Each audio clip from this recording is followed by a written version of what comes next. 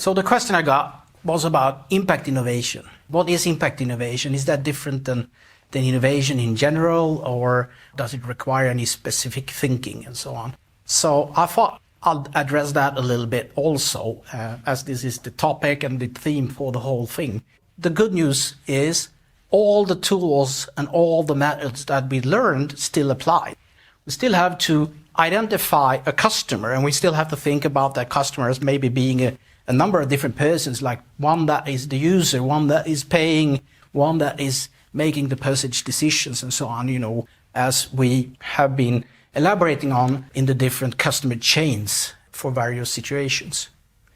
We still have to understand the customer and specify them precisely in terms of needs and what their situation is, so we can create value for them by supplying the different functions and to create the solutions and processes that are required to do that in the cost-effective manner. So in that sense, it relies on the same kind of thinking and the same basis. Now, if we want to make innovation that has impact, what do we mean? Well, we have this example that we played around with in the business model lectures, where we have 12 million jobs at different organizations that is unfulfilled. They need people to do jobs, but they can't find them. And then we have 5 million people, young adults, that are looking for jobs but can't get it. There is something on the possibility side, but functions has to be added. We have to re-educate these people, or maybe it's a matter of an inefficiency in information or a job market mechanism. It tends to be the bigger problems that impact innovation tries to target. And it often has these kinds of constructive ambition, while also normally making money. I mean, you don't have to make money, but then you better find a sponsor. It seems that one aspect of impact is the magnitude of effect that our innovation will have. Will it change the life to the better for a lot of people? Will it create value for many? Will it create a lot of value? So that's two parameters. One is the amount of value, the utility we create, and the other is, of course, how many are concerned, how many are benefiting from it. And not that it necessarily has to become like a unicorn. That's a fairly specific game on growing something quickly and scaling it. It's more that I use the word unicorn to signify or indicate that go for something from an understanding of what's happening in the world that has a huge impact and a huge value release. Try to make an analysis of where the world is going, how ecosystems change. Target something that if we could innovate here, that specific function, we could really unlock something great. So one third thing that I will add here is that it can also be a matter of building something that unlock obstacles or constraints in many different other activities and areas. In Scandinavia, in particular, last couple of years, impact innovation has become a little bit of a buzzword, which also indicates that we're doing something that has some sort of an ambition to change the world for the better, like societal improvements or more sustainable solutions for different things, or social innovations and so on.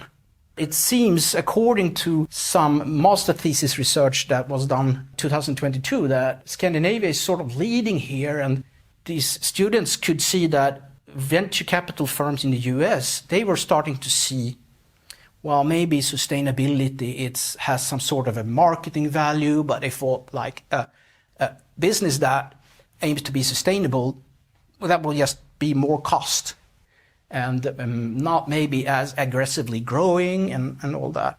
While in Scandinavia, where we were thinking that 6-7 years ago, it's seen as a gold mine.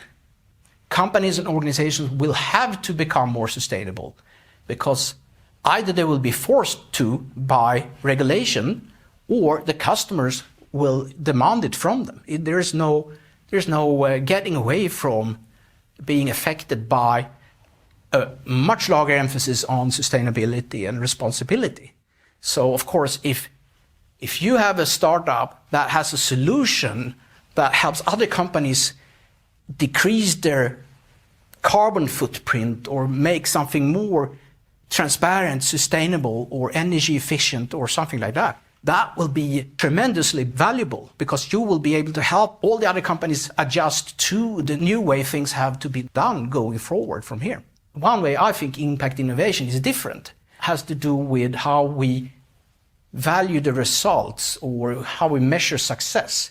What we see is that companies and organizations to a larger degree measure more than the economic side. It's not just bottom line and top line. It is also about effects socially. And if you have social effects and economic effects, if you have those on the constructive side, we have something that is equitable. If we have environmental benefits as well as economic, then we have something that is viable in the long term. And if you have something that is reasonably good for the environment and socially beneficial, that's something that we can see as bearable. If we have all those three, we have something that is sustainable. Is there anything else that is different? Well, we still have to think about a customer and still have to create value. So we can get people to adopt our new innovation voluntarily because it has benefits for them. They want to have it. It makes the life easier or better in some way. If we want to create positive effects for the world, the analysis needs to consider the world also. And we can put that in the customer domain by expanding the system boundary. And we can do that including the whole world. That could be the climate, maybe the ozone layer. Intercontinental, that could be a system boundary of the ocean, like how do we increase the health of the Atlantic Ocean at the same time as we create value for people. And then it could be smaller and smaller, like regional could be a matter of a forest or a city. How do we change the system of the city in a positive, constructive manner while also creating valuable new services and products for people that they can voluntarily adopt? And then, of course, the community.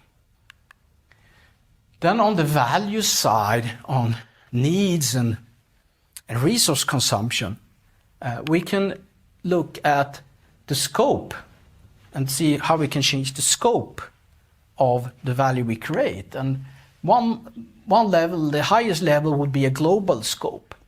Like we do something that makes everything better, cleaner air or something like that. It would be globally valuable, positive effects almost everywhere.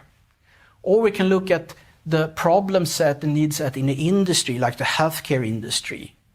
What can we do here? What are the problems in healthcare? Or we can look at an ecosystem. And the broad ecosystem in healthcare could be elderly care. What kind of actors are involved? What are they doing for each other? How do they connect to the patient and their families and other stakeholders? A specific ecosystem could be physical therapy for older people. How they could get better access to that. Right? And then we can go down to the function level, where we usually are, and we have to also end up. There has to be the functional level for all new products and services. And we can combine these two, and we get a fairly big playing field of different scope of value and different system boundaries for what the customer is. A pretty globally useful thing that would benefit the whole world would be if someone could invent a currency, a digital currency which be safe, reliable, and possible to use much more simply than either the dollar or bitcoins. Both of these have pretty major drawbacks. At the continental level, you can look at maybe some kind of industry here. Transport industry, how can we make fossil-free logistics systems? Can we make self-driving trucks? And how do we build these structures around that? Of course, we can look at a specific ecosystem in our community. Could be safer bike lanes in our little municipality. How can people more safely ride their bikes to work? That will improve things for the people, but it will also improve the community. So we can play around with this, and then we can use all the 6 value drivers that we already are accustomed with. Like, okay, for this box here, we're thinking about something that has to do with the healthcare, maybe patient records. Okay, that will be in the nation and health. What are problems that exist that we can solve? What are results or jobs to be done? And we have the feeling side, people can feel more safe. And we can play with all the resource side levers as well. How can we save time in different ecosystems? How can we save costs? And how can we reduce efforts? So on the functional level, what is the difference here? Well, we still have functional logic. So we still have a user. The user receives functions from the product or service and the subsystems that do something that attach to their needs. So there's the main functions and the additional functions.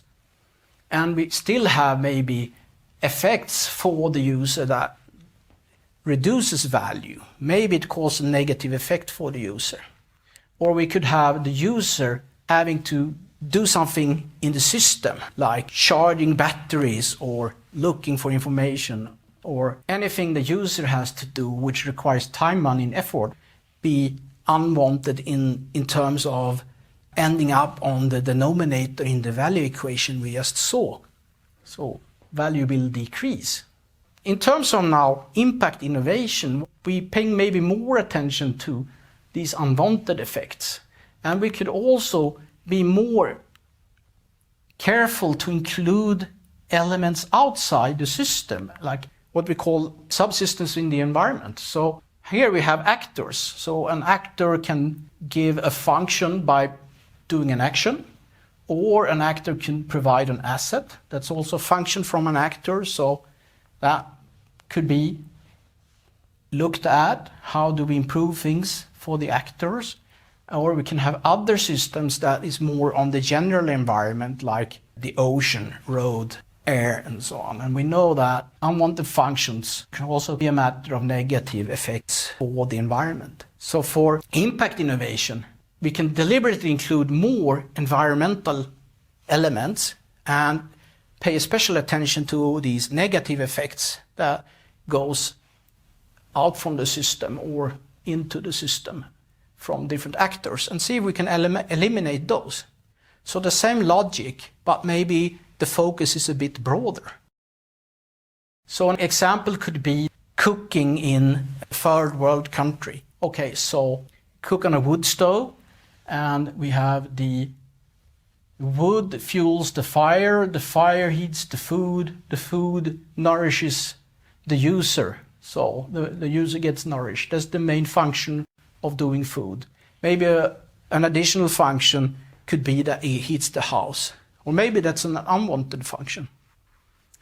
And again, then we can see that the wood fuels the fire emits smoke, right? That could be a problem. Can we eliminate that? The use of fire for cooking sometimes could lead to forest fires or other problems that we can look at opportunities to address. So if we replace the subsystem of a fire, maybe with some other technology, we can eliminate some unwanted things here. And then we often have to add complementary things to make the whole thing work. So if there is an electric solution, of course there has to be an actor providing electricity and a connecting network and so on. We can summarize impact innovation as large magnitude innovations that has an impact that is noticeable in the world. It pushes something to a better level, unlocking potential and removing constraints, and make a value contribution that is substantial. But with also the thinking that it should be not only benefiting the direct customer, but also all those that are indirectly concerned and indirectly affected by the innovation, like other types of people around the customer and other things in the environment. We can think in the same way as when we work with value engineering, but we can add into the customer domain parts of the world that we want to improve. And then with the broadened stakeholder base, and a constructive direction, it becomes natural to consider not only economic criteria for success. Often we have to make money, that's a hygiene requirement, but that's not the only purpose, and sometimes not even the main purpose. So you can do your impact innovation effort with the ambition to make money and have economic results coming out, but broaden your analysis to include also positive or negative effects for society and for the general environment.